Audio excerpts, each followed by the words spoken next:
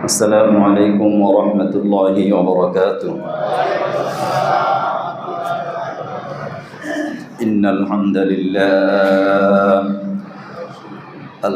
لله نحمده ونستعينه ونستغفره ونؤمن به ونتوكل عليه ونعوذ بالله من شرور أنفسنا ومن سيئات أعمالنا. من يهد الله فلا مضل له ومن يضلله فلا هادي له. ونشهد أن لا إله إلا الله وحده لا شريك له.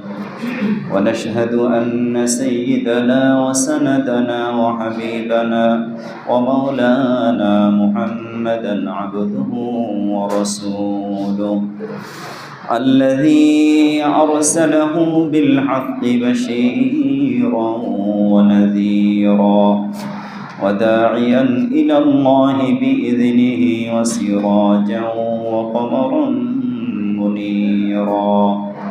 أما بعد فقد قال الله تعالى في كلامه المجيد وفي فرقانه الحميد. সবাই পড়ে আউযু বিল্লাহি মিনাশ শাইতানির রাজিম। বিসমিল্লাহির রাহমানির রাহিম।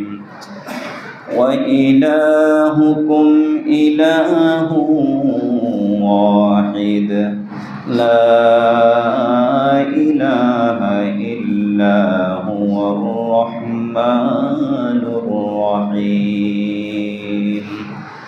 وقال رسول الله صلى الله عليه وسلم من قال لا إله إلا الله مخلصا له الدين فدخل الجنة أو كما قال عليه الصلاة والسلام.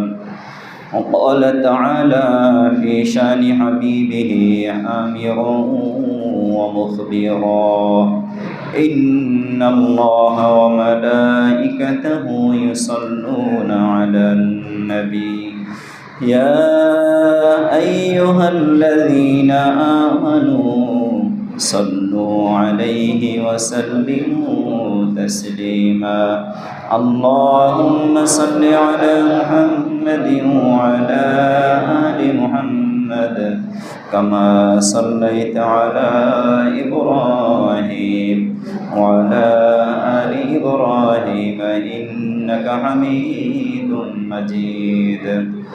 اللهم بارك على محمد وعلى آل محمد كما باركت على إبراهيم وعلى آل إبراهيم إنك حميد مجيد. মুআজ্জাজ মুহতারাম, সম্মানিত মুসল্লিয়ানে কেরাম, সর্বপ্রথমেই আল্লাহ রাব্বুল আলামিনের অসংখ্য অগণিত শুকরিয়া আদায় করছি, যিনি আমাদেরকে আজকের এই পবিত্র জুমার দিনে আল্লাহর ঘরে আসার তৌফিক দিয়েছেন। সেজন্য সেই মহান মুনিবের দরবারে তারই দেওয়া জবান দিয়ে তারই শেখানো ভাষায় সবাই শুকরিয়া দান করি। আলহামদুলিল্লাহ। রব্বানা লাকাল হামদ হামদান কাসীরান তাইয়িবান মুবারাকান ফীহি ইয়া রাব্বি লাকাল হামদু কামা ইয়ানবাগী লিজালালি ওয়াজহিকা ওয়া আযীমি সুলতানিক। প্রশংসা করলাম কার? সর্বময় ক্ষমতার অধিকারী একমাত্র কে? আমরা মহান আল্লাহ তাআলার প্রশংসা দিয়ে আমাদের আলোচনা শুরু করছি। সাথে সাথে আমাদের প্রিয় নবী জনাবে রাসূলুল্লাহ সাল্লাল্লাহু আলাইহি ওয়াসাল্লামের উপরে অসংখ্য অগণিত দুরূদ সালাম পেশ করছি। সবাই পড়ি সাল্লাল্লাহু আলাইহি ওয়াসাল্লাম। আল্লাহ তাআলা যেন আমাদের সবার জবানকে আল্লাহ পাকের প্রশংসা মিশ্রিত তাসবিহ পড়ার জন্য কবুল করে নেন বলে আমিন। সম্মানিত হাজিরিন, আমি কোরআনুল কারীমের ছোট্ট একটি আয়াত তিলাওয়াত করেছি। এই আয়াতে কারিমায় আল্লাহ রাব্বুল আলামিন তার একত্ববাদের কথা বলছেন। আমরা যে আল্লাহর ইবাদত করি তিনি এক এবং অদ্বিতীয়, তার কোনো শরীক নেই। এটি ঈমানের মৌলিক বিশ্বাসের একটি বিশ্বাস এবং ঈমানের সর্বপ্রথম বিশ্বাস হলো তাওহীদ। তাওহীদ ছাড়া কোনো ব্যক্তি আল্লাহর কাছে মুক্তি পাবে না। আমাদের যত ইবাদত বন্দেগী, আমাদের মুআমালাত, মুআশারাত, আখলাক, এরপরে যা কিছুই আমরা করি সকল কিছুর মূল হলো তাওহীদ। ঠিক কিনা বলেন?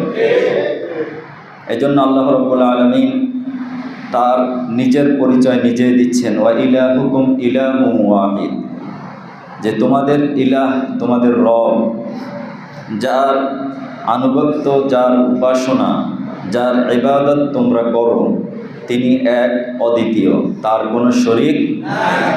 লা ইলাহা ইল্লা হুয়ার রহমানুর রহিম, তিনি ছাড়া কোনো ইলাহ নেই, কোনো মাবুদ নেই, তিনি ছাড়া কোনো সত্তা নেই যার ইবাদত করতে হবে, যার আনুগত্য করতে হবে, যার কাছে, যার সামনে মাথা নত করা যায় এমন কোনো সত্তা তিনি ছাড়া নেই।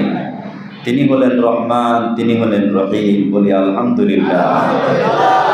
আল্লাহ রাব্বুল আলামিন তার তাওহীদের কথা আরও স্পষ্টভাবে আমাদের প্রিয় নবী জনাবে রাসূলুল্লাহ সাল্লাল্লাহু আলাইহি ওয়াসাল্লামের মাধ্যমে বিশ্ববাসীকে বলে দিলেন, হে রাসূল, আপনি বলে দিন আল্লাহ এক এবং অদ্বিতীয়। আমরা প্রত্যেকেই এই সূরাটি পড়ে থাকি, নামাজে পড়ি। এই সূরাটি এমন একটি ফজিলতপূর্ণ সূরা যে কোনো ব্যক্তি একবার পড়লে, আল কোরআন 10 পারা কোরআন পড়লে যে সওয়াব, একবার পড়লে আল্লাহ তার আমল নামায় সেই সওয়াব দান করে দেন। সূরাটির নাম কি? সূরাতুল ইখলাস। এবং এই সূরার ফজিলত সম্পর্কে অসংখ্য হাদিস রয়েছে। একজন বিশিষ্ট সাহাবী, যিনি সাহাবীদের একটি সমাবেশকে তিনি এগিয়ে নিয়ে যাচ্ছেন এবং আল্লাহ রাসূল সাল্লাল্লাহু আলাইহি সাল্লামের পক্ষ থেকে দায়িত্বপ্রাপ্ত হয়ে তিনি সেই সমাবেশের সেই দলের প্রতিনিধিত্ব করছেন এবং তিনি মাঝে মধ্যে সূরা ইখলাস পড়তে থাকেন। সমাবেশ শেষে রাসূল করিম সাল্লাল্লাহু আলাইহি ওয়াসাল্লামের কাছে সাহাবা আজমাইন বললেন যে, আপনি আমাদের যে নেতা যাকে বানিয়েছেন তিনি শুধু সূরা ইখলাস পড়তেন। নবীজি বললেন, তাকে ডাক দাও, কেন সে সেই সূরা ইখলাস বেশি বেশি পড়ে? তো তিনি বললেন যে সূরার মধ্যে আল্লাহ পাকের একত্ববাদ রয়েছে, আল্লাহর সাথে কোনো শিরকিয়াতের কোনো গুঞ্জাইশ নেই, আল্লাহর সাথে কোনো সমকক্ষের কথা নেই। সেই সূরাটি পড়ে আমি আল্লাহর উপরে ঈমানের আরও বেশি মজবুতি রাখার চেষ্টা করছি। তখন নবীজি বললেন, এই সূরার ভালোবাসাই তোমাকে জান্নাতে পৌঁছে দেবে। এজন্য এই সূরার শুরুতে কি আছে? কুল হুয়াল্লাহু আহাদ আল্লাহুস সামাদ লাম ইয়ালিদ ওয়া লাম ইউলাদ ওয়া লাম ইয়াকুল লাহু কুফুয়ান আহাদ। সবাই পড়ছি? আবার পড়ি, কুল হুয়াল্লাহু আহাদ আল্লাহুস সামাদ লাম ইয়ালিদ ওয়া লাম ইউলাদ ওয়া লাম ইয়াকুল লাহু কুফুয়ান আহাদ। আল্লাহু আকবার। এই সূরার মধ্যে আল্লাহ প্রথমে বলেন, হে রাসূল, আপনি বলে দেন আল্লাহ এক এবং অদ্বিতীয়। আল্লাহুস সামাদ, তার কোনো সমকক্ষ নেই। লাম ইয়ালিদ ওয়া লাম ইউলাদ, তিনি কাউকে জন্ম দেননি, কারো থেকে জন্ম নেননি। ওয়া লাম ইয়াকুল লাহু কুফুয়ান আহাদ, তার কোনো সমকক্ষ নেই। এই সূরার মাধ্যমে আল্লাহ রাব্বুল আলামিন পবিত্র কোরআনে অন্যত্র বলছেন, শাহিদাল্লাহু আন্নাহু লা ইলাহা ইল্লাহু, যে আল্লাহ রাব্বুল আলামিন নিজে সাক্ষ্য দিচ্ছেন। আল্লাহর কি সাক্ষ্য দেওয়ার প্রয়োজন আছে? আল্লাহ তাআলা নিজেই বলছেন, শাহিদাল্লাহ, আমি আল্লাহ রাব্বুল আলামিন নিজেই নিজের পরিচয় দিয়ে দিচ্ছি। বিশ্বের মানুষ যেন আমার পরিচয় দিতে কোনো প্রকারের ভুল না করে। তাদের পরিচয় প্রকাশে যেন শব্দ চয়নে অথবা আমার পরিচয় নিরূপণে তারা যেন কোনো ভুল না করে, এজন্য আমি আল্লাহ রাব্বুল আলামিন নিজেই সাক্ষ্য দিলাম, শাহিদাল্লাহ, আমি আল্লাহ, আন্নাহু লা ইলাহা ইল্লাহু, আমি ছাড়া ইবাদতের, আমি ছাড়া উলুহিয়াত, আমি ছাড়া আনুগত্যের, গোলামের, দাসত্বের আর কোনো প্রভু নেই, আছে? লা ইলাহা ইল্লা হুয়া ওয়াল মালাইকাতু ওয়া উলুল ইলমি কাইমান বিল কিসত। শুধুমাত্র আল্লাহ রাব্বুল আলামিন নিজেই তার উলুহিয়াতের সাক্ষ্য দিচ্ছেন তা নয়, আল্লাহ রাব্বুল আলামিন এই পৃথিবীতে যত মাখলুক তৈরি করেছেন শুধুমাত্র মানুষ ছাড়া অন্য কোনো মাখলুক কোনো অবস্থাতেই আল্লাহর সাথে শিরিক করে না। আল্লাহর তাওহীদকে সকল মাখলুক ইচ্ছায় অনিচ্ছায় মেনে নিয়েছে। যেরকম সুবহানাল্লাহ।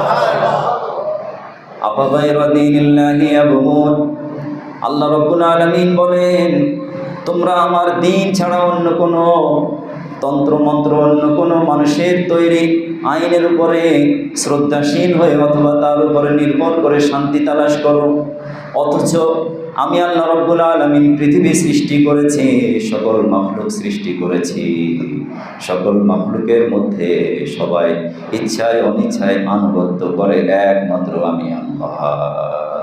সুবহানাল্লাহ। ওয়ালাহু আসলামা মান ফিস সামাওয়াতি ওয়াল আরদি তাওআন ওয়া কারহান ওয়া ইলাইহি ইউরজাউন, এবং তারা এটা বিশ্বাস করে যে এক সময় তার কাছেই আমাদের সকল আমলের হিসাব দিতে হবে, ঠিক কিনা বলেন? হিসাব না দিয়ে বেঁচে থাকার উপায় আছে? নাই।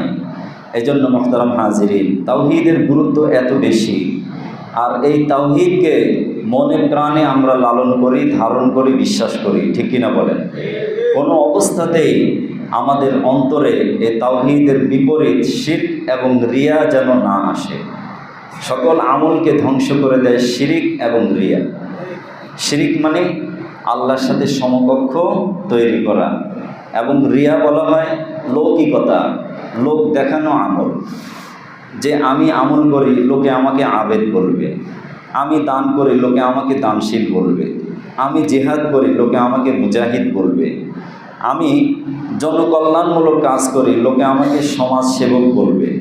এরকম আমাদের মনের ভিতরে এই ধরনের কোনো যদি অবস্থা তৈরি হয়, ওই আমলটা আমাদের কি ইবাদত শূন্য এবং সওয়াব শূন্য হয়ে যায়।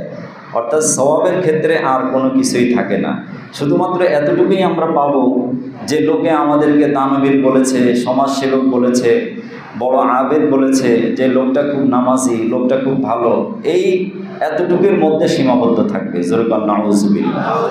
আমরা কি এতটুকুর মধ্যে সীমাবদ্ধ থাকতে চাই?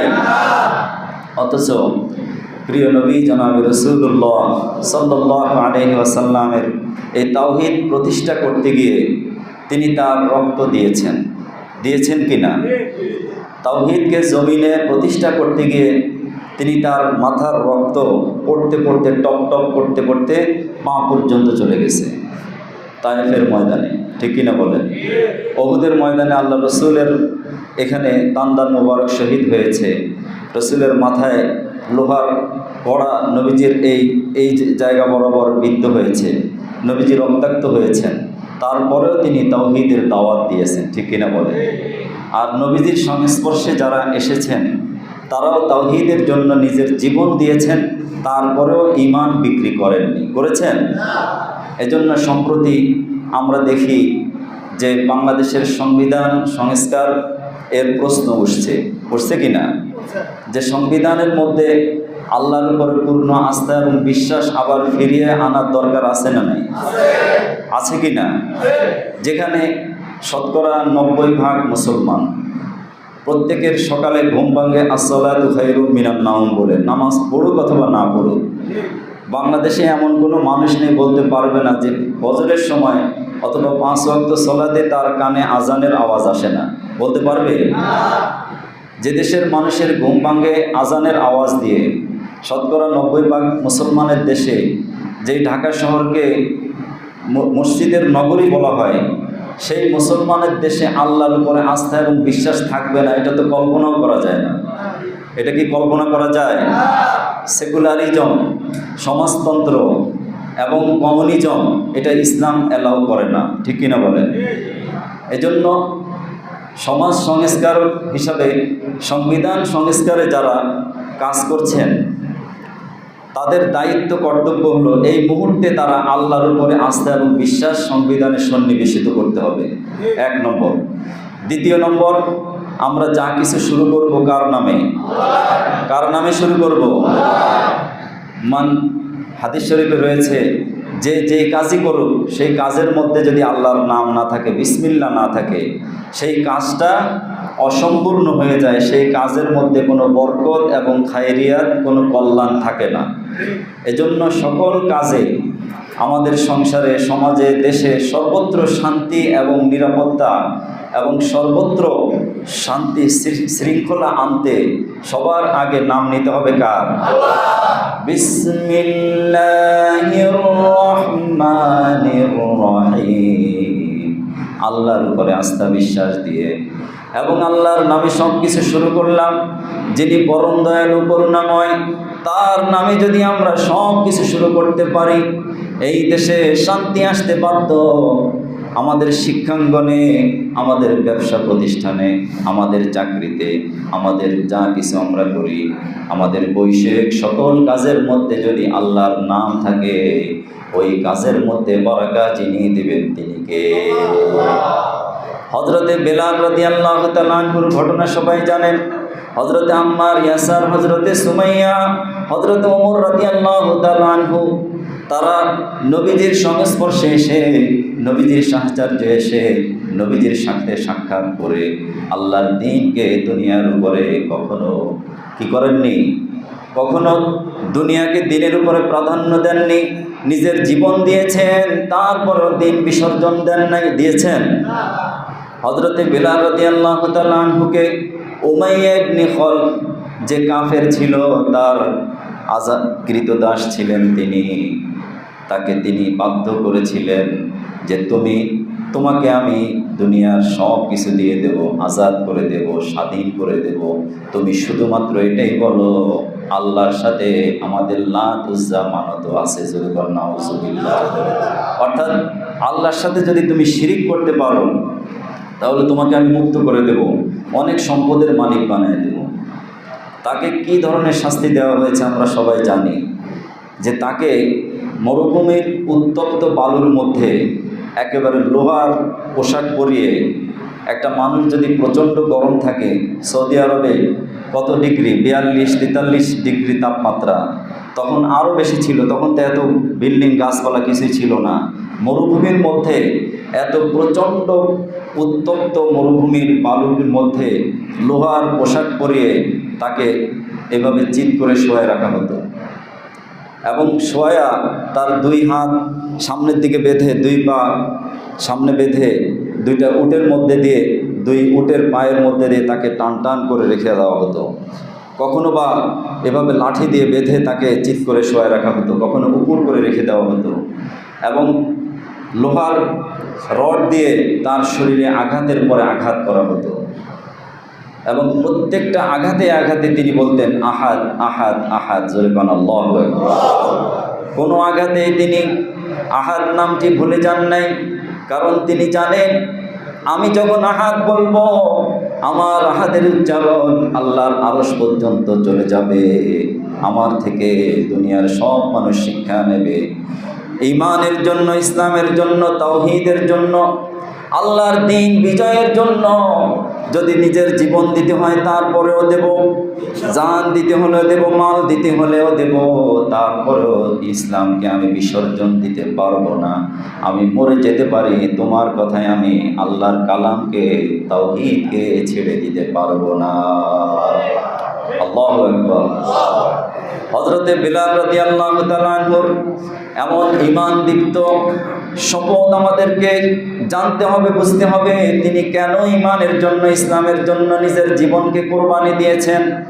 শহীদ হওয়ার জন্য প্রস্তুত ছিলেন, তারপরে আল্লাহ রাব্বুল আলামিন তার হায়াত রেখে দিয়েছেন। হযরত আবু বকর রাদিয়াল্লাহু তাআলা আনহু তার নিজের সম্পদ থেকে বিরাট একটা অংশ সম্পদ দিয়ে হযরত বেলাল রাদিয়াল্লাহু তাআলা আনহুকে মুক্ত করে দিয়েছে। ঠিক কিনা বলেন? তিনি ইসলামের প্রথম মুয়াজ্জিন। নবীজির ইন্তেকালের পরে আর তিনি মদিনায় থাকতে পারেন নাই। মনের কষ্টে দুঃখে মদিনা থেকে তিনি চলে গেছেন। কারণ যেখানে আজানের সাথে সাথে আল্লাহ রসুলকে দেখতে পেতেন, এখন আর আজান দিলে নবীজিকে দেখা যায় না। এই দুঃখে কষ্টে তিনি মদিনা থেকে হিজরত করে চলে গেছেন আরেক দেশে। হযরতে বেলাল রাদিয়াল্লাহু তাআলা আনহুর ঘটনা, এই ঘটনা থেকে আমরা শিক্ষা পাই, আমাদের যত আমল হবে, আমাদের যত কাজকর্ম হবে, সব কিছুর মূল হলো তাওহীদ। ঠিক কিনা বলেন? তাওহীদ শূন্য কোনো আমল আল্লাহর দরবারে মঞ্জুর হবে না। এজন্য ব্যক্তিতে, পরিবারে, সমাজে, সংবিধানে, সর্বক্ষেত্রে তাওহীদকে মুসলমান মেনে নিতেই হবে। ঠিক কিনা বলেন? হযরত আম্মার রাদিয়াল্লাহু তাআলা আনহু হযরত ইয়াসারের সন্তান এবং তার মা হযরত সুমাইয়া রাদিয়াল্লাহু তাআলা আনহা, তিনজন ইসলামের জন্য নিজের জীবনকে বিলিয়ে দিয়েছেন। ঠিক কিনা বলেন? হযরতে আম্মার রাদিয়াল্লাহু তাআলা আনহুকে উত্তপ্ত গরম কড়াইয়ের মধ্যে পানি গরম করে, গরম কড়াইয়ের মধ্যে তাকে রেখে দেওয়া হয়েছে এবং মরুভূমির মধ্যে লোহা গরম করে, উত্তপ্ত লোহার মধ্যে তাকে রেখে দেওয়া হতো। শরীরের ঘামগুলো টপ টপ করে পড়তে পড়তে ওই লোহা আস্তে আস্তে আগুন কমে যেত এবং লোহা ঠান্ডা হয়ে যেত শরীরের ঘামগুলো পড়তে পড়তে। তারপরেও তিনি আহাত আহাত মুখ থেকে বের করা বন্ধ করেন নাই। করেছেন? করেন নাই। তিনি শহীদ হয়েছেন হযরত আম্মার। হযরতে সুমাইয়া রাদিয়াল্লাহু তাআলা আনহা, যিনি ইসলামের জন্য প্রথম শাহাদাতের নাজরানা পেশ করেছেন শুধুমাত্র তাওহীদকে স্বীকার করে। ঠিক কিনা বলেন? এজন্য মুহতারাম হাজিরিন, হযরতে সুমাইয়া রাদিয়াল্লাহু তাআলা আনহাকে নবীজি সাল্লাল্লাহু আলাইহি সাল্লামের ভাষায় হযরত আম্মার রাদিয়াল্লাহু তাআলা আনহাকে লক্ষ্য করে আল্লাহ তাআলা কোরআন নাযিল করেছেন। হযরত আম্মার যখন নির্যাতন সহ্য করতে পারছিলেন না, মারাত্মক জুলুম এবং নির্যাতন তার শরীরের উপরে চলছে, বাংলাদেশের বা সারা বিশ্বের রিমান্ডে নিয়ে বা বিভিন্ন রিমান্ডে যে সমস্ত নির্যাতন জুলুম চলে, আমরা সেগুলো পত্রপত্রিকায় এবং বিভিন্ন সোশ্যাল মিডিয়ায় দেখি। যারা জুলুমের শিকার হয়েছেন, যারা জেল খেটেছেন, রিমান্ডে গিয়েছেন, তারা অনেকে বলে থাকেন যে আমাদেরকে এরকম জুলুম করা হয়েছে। কিন্তু হযরত আম্মারের উপরে যেই জুলুম করা হয়েছে, এই জুলুমের তুলনায় এটা কিছুই না। ঠিক কিনা বলেন?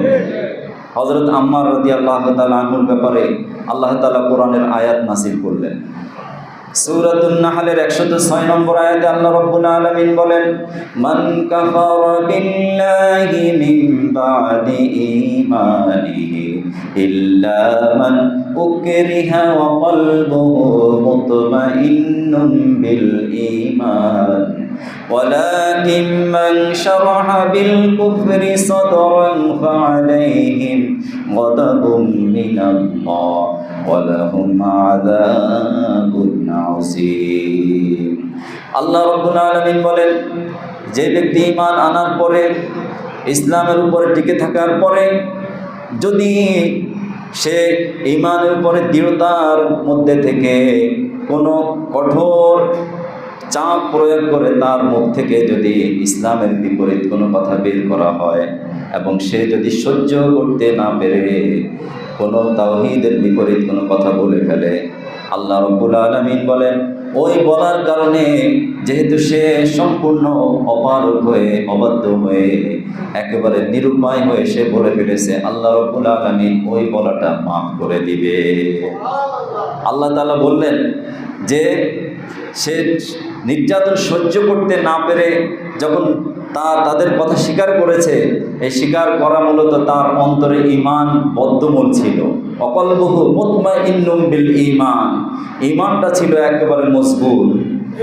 শুধুমাত্র আঘাতের কারণে উনি বলে ফেলেছেন যে ঠিক আছে আপনি যা বলেন সেটা মেনে নেব। এখন যেমন রিমান্ডে নিয়ে বলতে বাধ্য করে যে এটা বলতে বাধ্য, এটা বলতে হবে, আবার সে বলতে বাধ্য হয়। ঠিক কিনা বলেন? ওই সময় এই ধরনের নির্যাতন জুলুম কাফের মুশরিকরা মুসলমানদের উপরে করেছে, কিন্তু তারা তাওহীদকে অস্বীকার করে নাই। এজন্য মুহতারাম হাজিরিন, আজকে ভারতে মুসলমানদের শত সহস্র হাজার বছরের যে সম্পদ, এগুলোকে বিলুপ্ত ঘোষণা করে এক কাফের যে সরকার, বিজেপি সরকার, মুসলমানদের সম্পদকে তারা বাজেয়াপ্ত করে অক্ষ বিল পাস করছে। যেরকম নাউজুবিল্লাহ। ভারত সম্পূর্ণ উত্তরপ্রদেশ সহ যেখানে মুসলমানদের মসজিদ রয়েছে, মাদ্রাসা রয়েছে, বিভিন্ন প্রতিষ্ঠান রয়েছে, এই প্রতিষ্ঠানগুলোকে এখন উগ্র হিন্দুত্ববাদী কাফের মুশরিকেরা ভেঙে দিচ্ছে, মসজিদগুলো তারা ভেঙে দিচ্ছে। এখনও আইন কোর্টে রয়েছে, এখনও বিচারাধীন। তারপরে সামান্য বিল পাশ করার কারণে সকল হিন্দুরা মুসলমানদের বিরুদ্ধে নির্যাতনের স্টিম রোলার চালাচ্ছে। আপনারা সবাই জানেন কি জানেন না? জানেন কি না? এখন এই ক্ষেত্রে আমাদের করণীয় কি?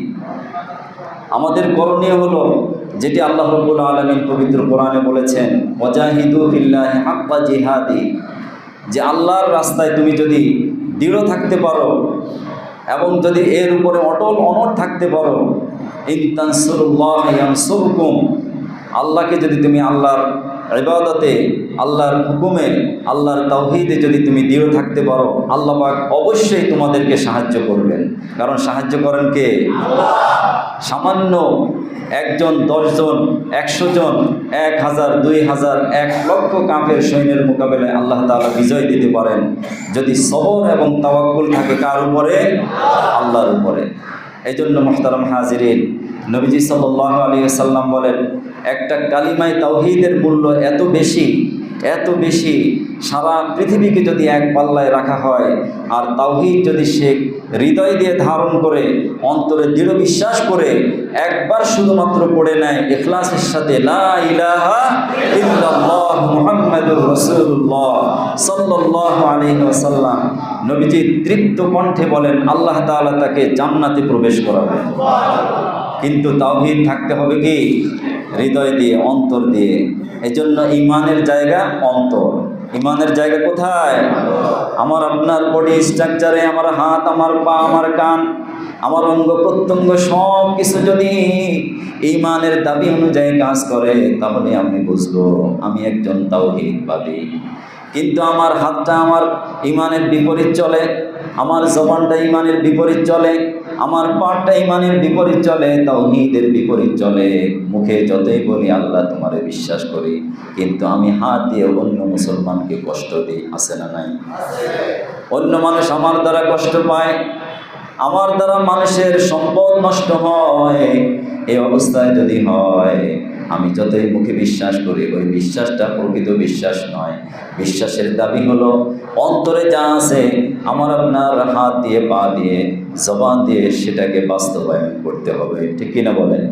এজন্য মুহতারাম হাজিরিন, আসুন আমরা এই তাওহীদের উপরে আমাদের ইবাদত, আমাদের বন্দেগী কবুল হওয়ার শর্ত, ইবাদত কবুলের অন্যতম শর্তই হলো তাওহীদ। তাওহীদের 3টি শাখা রয়েছে। একটা হলো তাওহীদ ফিল ইবাদত, আমরা যে আল্লাহর আনুগত্য করি, এখানে আনুগত্য, দাসত্ব, গোলামি একমাত্র কার জন্য? 2 নম্বর তাওহীদ ফিল উলুহিয়াত। উলুহিয়াত বলা হয় আল্লাহ পাকের ইবাদতে আল্লাহর সাথে কাউকে শরীক না করা, ইলাহ অন্য কাউকে রব না মানা। 3 নম্বর হলো আত-তাওহীদ ফিস সিফাত, অর্থাৎ আল্লাহ তাআলার গুণবাচক যত নাম আছে, তিনি হলেন রাজ্জাক, তিনি রিজিক দাতা, তিনি হলেন হালিম, তিনি সহনশীল, তিনি হলেন সামি, সব কিছু শোনেন, তিনি হলেন বাসীর, সব কিছু দেখেন। এইভাবে ওয়ালিল্লাহিল আসমাউল হুসনা, আল্লাহ পাকের যত গুণবাচক নাম আছে, সকল নামের উপরে দৃঢ় বিশ্বাস করে এই বিশেষণে আল্লাহ পাককে পূর্ণভাবে বিশ্বাস আস্থা রাখার নামই হলো পরিপূর্ণ তাওহীদবাদী।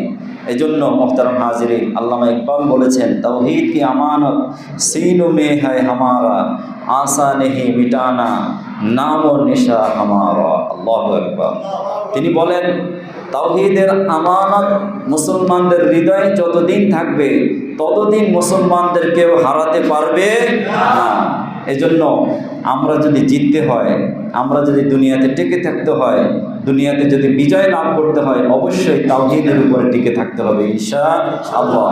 আসুন আমরা আমাদের পরিবার, সমাজ, দেশ সর্বত্র এই তাওহীদের উপরে টিকে থাকার চেষ্টা করি। মরণ তো একদিন আসবেই, সেই মরণটা যেন নিফাকের সাথে মরণ না হয়, রিয়া এবং শিরিকের সাথে আমাদের মৃত্যু না হয়, তাওহীদের উপরেই যেন আল্লাহ পাক আমাদের মরণ দান করে। সবাই বলি আমিন। ওয়া আখিরু দাওয়ানা আলহামদুলিল্লাহি রাব্বিল আলামিন। এক ভাই প্রশ্ন করেছেন, মৃত ব্যক্তির উপরে কি লিখছেন, কাঠের উপর কোরআনের আয়াত খচিত চাদর দিয়ে রাখেন, এটার ব্যাপারে শরীয়তের বিধিবিধান কি জানালে উপকৃত হব। আল্লাহ তাআলা আপনার হায়াতের মাঝে বারাকা নসিব করুন। মৃত ব্যক্তির খাটের উপরে প্রায় প্রত্যেক মসজিদে যেই চাদরটা থাকে, চাদরের উপর আয়াতুল কুরসি বা বিভিন্ন জিনিস লেখা থাকে। এটা দেওয়াতে দোষের কিছু নয়, কিন্তু এটার উপরে কোনো ইহানাত অথবা এটা যদি কোনো প্রকারের অব্যবহৃত হয়, মাটিতে পড়ে যায়, এর উপরে যদি অপমানজনক কোনো কিছু হয়, তাহলে নিঃসন্দেহে মারাত্মক অপরাধ হবে।